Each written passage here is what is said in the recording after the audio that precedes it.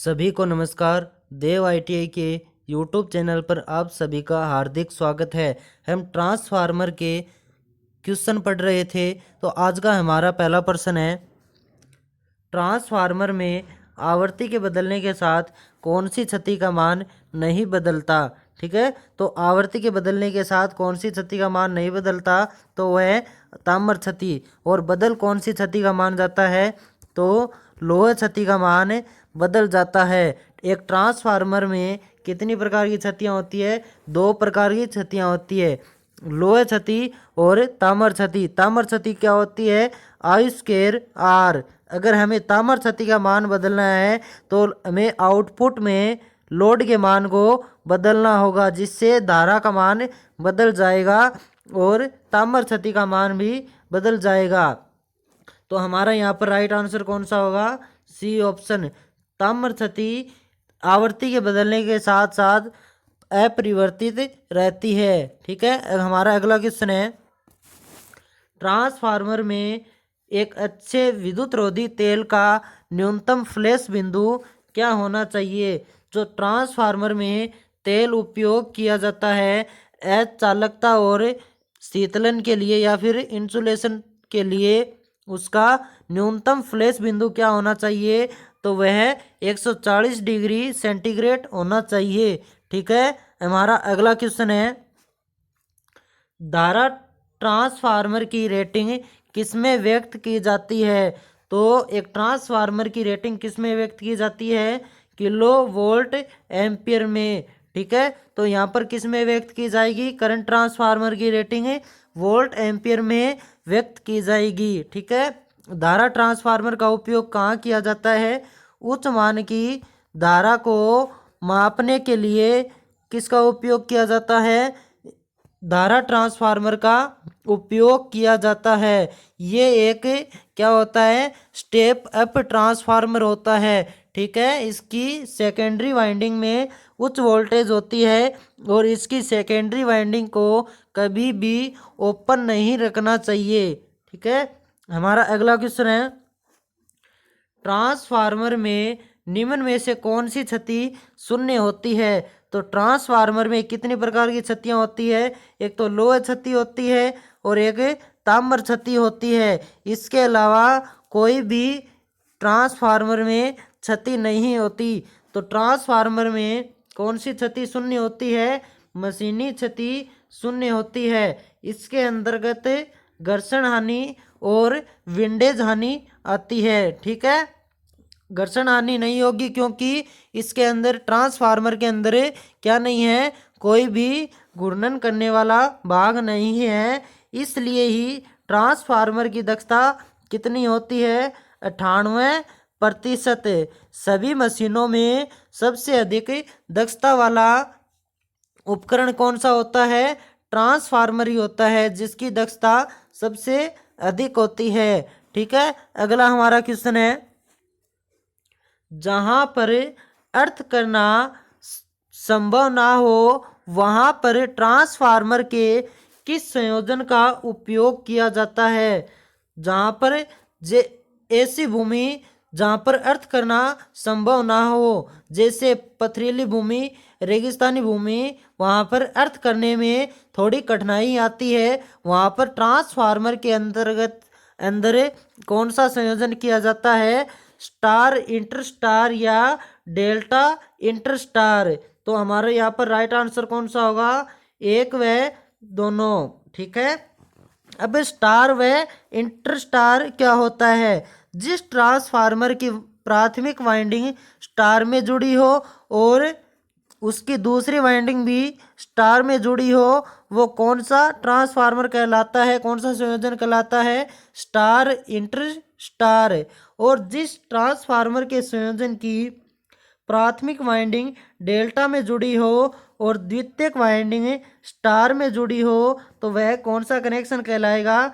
Delta इंटरस्टार connection कहलाता है। ठीक है, हमारा अगला क्वेश्चन है, स्टार इंटरस्टार संयोजन में सेकेंडरी वाइंडिंग में कितने प्रतिशत टर्नों को बढ़ाया जाता है? ठीक है, जो स्टार इंटरस्टार संयोजन होता है वो कहाँ पर किया जाता है। जहाँ पर अर्थ करना संभव ना हो वहाँ पर स्टार इंटरस्टार या डेल्टा इंटरस्टार कनेक्शन का उपयोग किया जाता है। और इसकी प्राथमिक वाइंडिंग किस में होती है? स्टार में। और द्वितीयक वाइंडिंग किस में होती है? डेल्टा में। ठीक, इसकी प्राथमिक तो किस में होगी? स्टार में। और द्वितीयक भी किस में होगी? स्टार में। और डेल्टा इंटरस्टार में प्राथमिक किस में होगी? डेल्टा में। और द्वितीयक वाइंडिंग किस में होगी? स्टार में। ठीक है, तो हमारे यहाँ पर कौन सा क्वेश्चन पूछा गया है कि सेकेंडरी वाइंडिंग में कितने प्रतिशत टर्नों को बढ़ाया जाता है।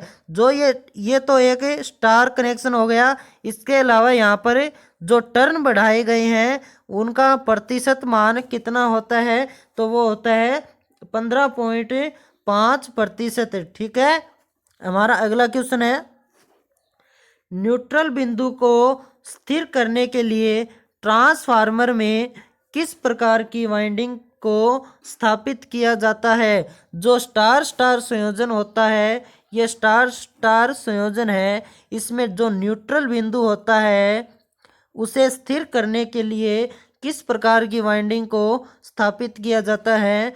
तो उसे टर्सरी वाइंडिंग कहते हैं। ये एक डेल्टा क्रम में जुड़ी हुई होती है। किस क्रम में जुड़ी हुई होती है? डेल्टा क्रम में जुड़ी हुई होती है। ठीक है, जब ट्रांसफार्मर की सेकेंडरी वाइंडिंग में लोड का मान बदलता है तो न्यूट्रल बिंदु इधर उधर खिसकने लगता है। न्यूट्रल बिंदु अस्थिर हो जाता है। इसलिए न्यूट्रल बिंदु को स्थिर करने के लिए एक डेल्टा क्रम में दोनों वाइंडिंग के मध्य एक डेल्टा क्रम में संयोजित वाइंडिंग को रखा जाता है। उसे टर्सरी वाइंडिंग के नाम से जाना जाता है। ठीक है, अगला हमारा क्वेश्चन है, किसी 3 फेज ट्रांसफार्मर की एक वाइंडिंग जल जाए तो सप्लाई को निरंतर चालू रखने के लिए ट्रांसफार्मर में किस प्रकार का संयोजन किया जाता है? तो क्या क्वेश्चन क्या कहना चाहता है कि एक ट्रांसफार्मर है 3 फेज का, उसकी 3 वाइंडिंग होती है, उसमें से एक वाइंडिंग जल जाए तो सप्लाई को निरंतर चालू रखने के लिए ट्रांसफार्मर में किस प्रकार के संयोजन का उपयोग किया जाता है? अगर ट्रांसफार्मर में एक वाइंडिंग जल जाती है तो वह ओपन डेल्टा संयोजन कहलाता है। कौन सा कहलाता है? ओपन डेल्टा संयोजन। और उस संयोजन को वीवी संयोजन के नाम से जाना जाता है। इस संयोजन की आकृति कैसी हो गई? वी के आकृति के समान हो गई, इसलिए इस कनेक्शन को वीवी संयोजन के नाम से जाना जाता है। ठीक है, अगला हमारा क्वेश्चन है, वीवी संयोजन में आउटपुट में फुल लोड का कितने प्रतिशत लोड जोड़ा जाता है? जैसे ही एक ट्रांसफार्मर की एक वाइंडिंग जल जाती है तो उसकी आउटपुट शक्ति ग्रहण करने की क्षमता क्या हो जाती है? कम हो जाती है। तो फुल लोड का उस पर कितने प्रतिशत लोड जोड़ा जाता है? 58% लोड जोड़ा जाता है। या फिर कई बार एग्जाम में आता है 57.777%। ठीक है, हमारा यहाँ पर राइट आंसर कौन सा होगा? 58%। हमारा अगला क्वेश्चन है, स्कॉट संयोजन का उपयोग कहाँ किया जाता है? एक ट्रांसफार्मर में एक स्कॉट संयोजन होता है जिसे टीटी संयोजन भी कहते हैं। ठीक है, इस संयोजन में 2 ट्रांसफार्मर होते हैं, एक तो टीजर ट्रांसफार्मर और एक मेन ट्रांसफार्मर। ठीक है, तो स्कॉट संयोजन का उपयोग कहाँ पर किया जाता है? 3 फेज की सप्लाई को 2 फेज में बदलने के लिए स्कॉट संयोजन का उपयोग किया जाता है। 2 फेज का उपयोग कहाँ किया जाता है? जैसे विद्युत भट्टियों में किस प्रकार के संयोजन का उपयोग किया जाता है? 2 फेज संयोजन का, 2 फेज सप्लाई का उपयोग किया जाता है। तो वहाँ पर ट्रांसफार्मर में किस प्रकार के संयोजन की आवश्यकता होती है?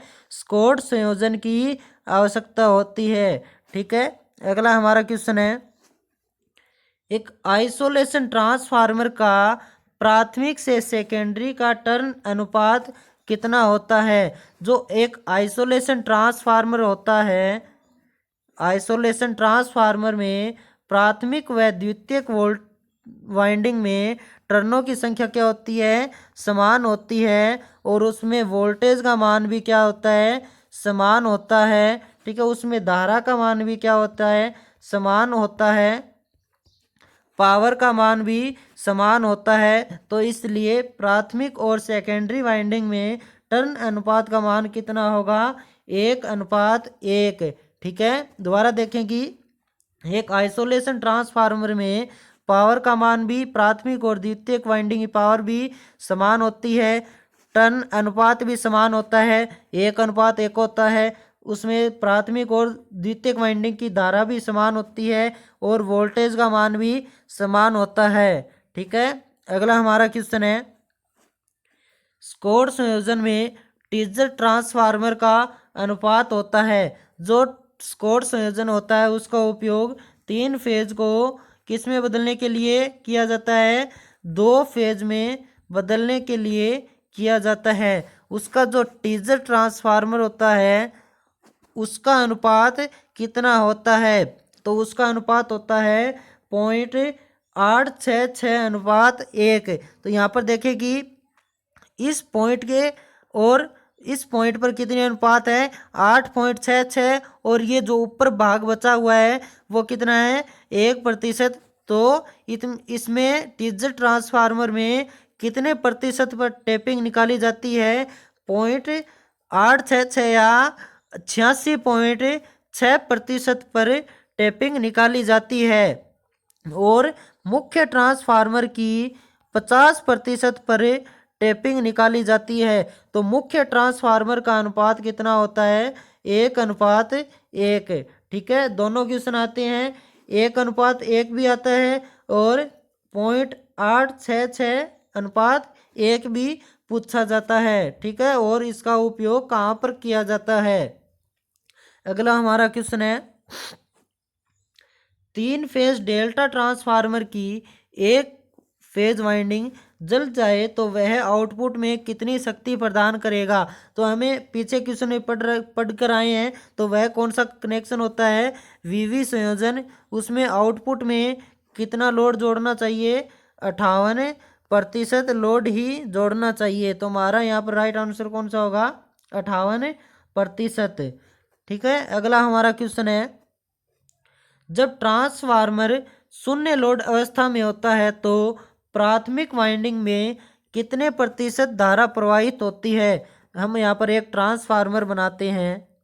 ठीक है, ये इसकी कोर हो गई, ये इसकी प्राथमिक वाइंडिंग हो गई और ये इसकी सेकेंडरी वाइंडिंग होगी। जब ट्रांसफार्मर, यहाँ पर हम सप्लाई दे देते हैं प्राइमरी वाइंडिंग और सेकेंडरी वाइंडिंग। जब सेकेंडरी वाइंडिंग की आउटपुट में कोई भी लोड नहीं लगा हो तो प्राथमिक में धारा का मान कितना होता है, 2 से 5%। और यह धारा किसके कारण चलती है, लीकेज फ्लक्स के कारण यह धारा चलती है। किसके कारण चलती है, लीकेज फ्लक्स के कारण।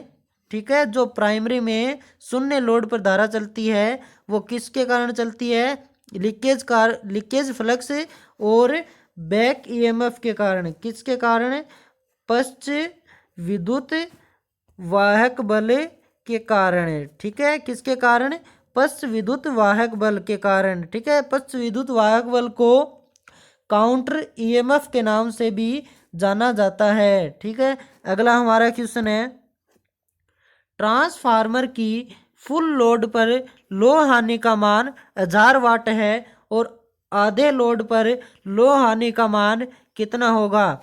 तो हमें पता है कि लोड पर सिर्फ कौन सी हानि निर्भर होती है, तो लोड पर सिर्फ और सिर्फ ताम्र हानि निर्भर करती है। लोह क्षति का मान लोड पर निर्भर नहीं करता। तो ट्रांसफार्मर में फुल लोड से आधे लोड पर ट्रांसफार्मर की लोह क्षति का मान क्या होता है, नियत होता है, उसमें कोई भी बदलाव नहीं होता। तो हमारा राइट आंसर कौन सा होगा, 1000 वाट। ठीक है, हमारा अगला क्वेश्चन है, एक ट्रांसफार्मर में पूर्ण भार पर ताम्र हानि 1000 वाट है, तो आधे भार पर ताम्र हानि का मान कितना होगा। ठीक है, अगर यहाँ पर लो हानि का मान पूछा होता तो कितना होता, 1000 वाट। यहाँ पर किसका मान पूछा है, ताम्र हानि का मान, तो ताम्र हानि क्या होती है, I² R होती है। ठीक है, हमने भार अर्ध लोड पूर्ण भार पर ताम्र हानि का मान कितना है, 1000 वाट, और अर्ध लोड हानि पर पूछा है हानि का मान, तो पूर्ण भार हानि इंटू 1/√2 1/2 की होल स्क्वायर, तो 1000 इंटू 1/4, और आधे भार पर हानि का मान कितना हो जाएगा, 250 वाट। ठीक है, तो 1000 वाट पर पूर्ण भार पर हानि कितनी थी, 1000 वाट, और अर्ध भार पर ताम्र हानि का मान कितना हो जाएगा, 250 वाट, मतलब कि 1/4। ठीक है, अगला हमारा क्वेश्चन है, एक स्टेप अप ट्रांसफार्मर का ट्रांसफॉर्मेशन अनुपात 3:2 है, तो प्राइमरी वोल्टेज का मान 30 वोल्ट है, तो सेकेंडरी वोल्टेज का मान क्या होगा। ठीक है, ट्रांसफॉर्मेशन अनुपात को किसके द्वारा दर्शाया जाता है, के द्वारा। होता क्या है, NS/NP और ES/EP। क्या होता है, के बराबर NS/NP और ES/EP। NS क्या है यहाँ पर, सेकेंडरी वाइंडिंग में टर्नों की संख्या, NP क्या है यहाँ पर, प्राइमरी वाइंडिंग में टर्नों की संख्या, और ES के यहाँ पर सेकेंडरी वाइंडिंग में वोल्टेज, और EP क्या है यहाँ पर, प्राइमरी वाइंडिंग में वोल्टेज। ठीक है, तो ट्रांसफॉर्मेशन अनुपात कितना है, 3:2। सेकेंडरी में टर्नों की संख्या कितनी है, 3 है, और प्राइमरी में टर्नों की संख्या कितनी है, 2 है, और प्राइमरी में वोल्टेज का मान कितना है, EP का मान 30 है, और हमें पूछा किस में है, सेकेंडरी में वोल्टेज का मान पूछा है, तो हम इसको वज्र गुणा करवा देते हैं, तो 30 दिए 90/2, तो हमारा यहाँ पर राइट आंसर क्या हो जाएगा, 45 वोल्ट। सेकेंडरी वोल्टेज का मान कितना हो जाएगा, 45 वोल्ट। हमारा यहाँ पर राइट आंसर कौन सा होगा, 45 वोल्ट। ठीक है, अगला हमारा क्वेश्चन है, किसी ट्रांसफार्मर का ट्रांसफॉर्मेशन अनुपात 0.2 है और प्राथमिक वोल्टेज 220 वोल्ट है, तो द्वितीयक वोल्टेज कितनी होगी, द्वितीयक वाइंडिंग की वोल्टेज कितनी होगी। के बराबर कितना दिया हुआ है, 0.2, और प्राइमरी में वोल्टेज का मान कितना है, 220 वोल्ट। ठीक है, अब हमें मान ज्ञात किसका करना है, सेकेंडरी वोल्टेज का मान ज्ञात करना है। ठीक है, तो हमें पता है के बराबर होता है ES/EP। क्या होता है, ES/EP। हमें प्राथमिक वोल्टेज कितनी दी हुई है, 220 वोल्ट, और ट्रांसफॉर्मेशन अनुपात कितना है, 0.2। ठीक है, हम यहाँ पर मान रख देते हैं 0.2/1 मान लेते हैं यहाँ पर, और हमें किसका मान ज्ञात करना है, सेकेंडरी वाइंडिंग में टर्नों की संख्या ज्ञात करनी है। हम यहाँ पर ES रख देते हैं, और बट्टे में EP हम वज्र गुणा करवाएंगे, तो हमारा मान आ जाएगा 44 वोल्ट। तो यहाँ पर राइट आंसर कौन सा हो जाएगा, 44 वोल्ट। EP की जगह यहाँ पर क्या रखेंगे, 220 वोल्ट। हमें तभी सेकेंडरी वोल्टेज का मान ज्ञात होगा। इनको वज्र गुणा करवा कर मान निकाल लेंगे, तो हमारा राइट आंसर कौन सा होगा यहाँ पर, 44 वोल्ट। अगला हमारा क्वेश्चन है, बूस्टर ट्रांसफार्मर का उपयोग कहाँ किया जाता है। बूस्टर ट्रांसफार्मर को स्टेप अप ट्रांसफार्मर भी कहते हैं। क्या कहते हैं, step up transformer. Step up transformer का काम क्या होता है, निम्न वोल्टेज को उच्च वोल्टेज में बदलने के लिए स्टेप अप ट्रांसफार्मर का उपयोग किया जाता है। तो बूस्ट ट्रांसफार्मर का उपयोग कहाँ करेंगे? संचरण लाइन के मध्य बिंदु में किया जाता है। जो ट्रांसमिशन लाइन होती है, हाई वोल्टेज की लाइन होती है, जो पारेषण लाइन होती है, उनके मध्य बिंदु में बूस्टर ट्रांसफार्मर का उपयोग किया जाता है। बूस्टर ट्रांसफार्मर का उपयोग एक संचरण लाइन में क्यों करते हैं कि जब वोल्टेज को अधिक लंबाई या अधिक दूरी पर भेजना होता है तो अंतिम छोर पर वोल्टेज का मान कम हो जाता है। उस वोल्टेज के मान को बनाए रखने के लिए संचरण लाइन के मध्य बिंदु में किसका उपयोग किया जाता है? बूस्टर ट्रांसफार्मर का उपयोग किया जाता है। और ये क्या होता है? स्टेप अप ट्रांसफार्मर होता है। ठीक है, अगला हमारा क्वेश्चन है,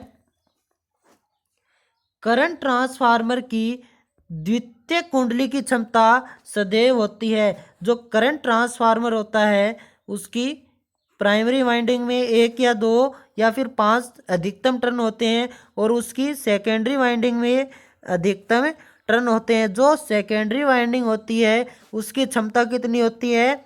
5 एम्पियर अधिकतम क्षमता होती है। तो हमारा यहाँ पर राइट आंसर कौन सा होगा? 5 एम्पियर। और जो पीटी होता है उसकी सेकेंडरी वाइंडिंग की अधिकतम क्षमता कितनी होती है? 110 वोल्ट। ठीक है, ये दोनों ही क्वेश्चन एग्जाम में पूछे जाते हैं। ठीक है, अगला हमारा क्वेश्चन है, फेज की संख्या के आधार पर ट्रांसफार्मर कितने प्रकार के होते हैं? तो फेज की संख्या के आधार पर ट्रांसफार्मर 2 प्रकार के होते हैं, सिंगल फेज और 3 फेज। ठीक है, कितने प्रकार के होती हैं? सिंगल फेज और 3 फेज। ठीक है, अगला हमारा क्वेश्चन है, एक आदर्श ट्रांसफार्मर की प्राइमरी वाइंडिंग में शक्ति का मान 100 वाट है तो सेकेंडरी वाइंडिंग में शक्ति का मान क्या होगा यदि ट्रांसफॉर्मेशन का अनुपात 2:1 हो? तो एक आदर्श ट्रांसफार्मर होता है उसमें प्राइमरी की और सेकेंडरी की जो पावर होती है उसका मान क्या होता है? समान होता है, क्योंकि एक आदर्श ट्रांसफार्मर पावर के मान को नहीं बदलता, इसीलिए उसकी दक्षता कितनी होती है? 98% होती है। तो सेकेंडरी वाइंडिंग में पावर कितनी होगी? 100 वाट। ठीक है, अगला हमारा क्वेश्चन है, एक ट्रांसफार्मर में प्राथमिक व द्वितीयक वाइंडिंग में प्रति चक्र वोल्टेज का मान होता है। जो ट्रांसफार्मर होता है उसमें प्राथमिक व द्वितीयक वाइंडिंग में टर्न प्रति वोल्ट का मान क्या होता है? हमेशा समान होता है। ठीक है, हमेशा समान होता है। और फ्रीक्वेंसी का मान भी समान होता है और वेव फॉर्म का मान भी एक ट्रांसफार्मर में समान होता है। ठीक है, यहाँ पर हमारा राइट आंसर कौन सा होगा? हमेशा टर्न प्रति वोल्ट का मान प्राथमिक और द्वितीयक वाइंडिंग में समान होता है। ठीक है, अगला हमारा क्वेश्चन है, 2 ट्रांसफार्मर के समांतर प्रचालन के लिए कौन सी शर्त आवश्यक है? जब 2 ट्रांसफार्मर को समांतर क्रम में जोड़ते हैं तो हमेशा आवृत्ति का मान समान होना चाहिए, फेज क्रम का मान समान होना चाहिए और दोनों ट्रांसफार्मर की ध्रुवता का मान भी समान होना चाहिए। तो हमारा राइट आंसर कौन सा होगा यहाँ पर? उपयुक्त सभी। हमें 2 ट्रांसफार्मरों की समांतर क्रम में जोड़ने की जरूरत क्यों पड़ी? क्योंकि अधिक क्षमता प्राप्त करने के लिए, आउटपुट में अधिक क्षमता प्राप्त करने के लिए 2 ट्रांसफार्मरों को समांतर क्रम में जोड़ा जाता है, जिसकी कुछ शर्तें होती हैं कि आवृत्ति समान होनी चाहिए दोनों ट्रांसफार्मर की, उनका फेज क्रम समान होना चाहिए और दोनों ट्रांसफार्मर की ध्रुवता का मान भी समान होना चाहिए। ठीक है, आज के लिए इतना ही, धन्यवाद।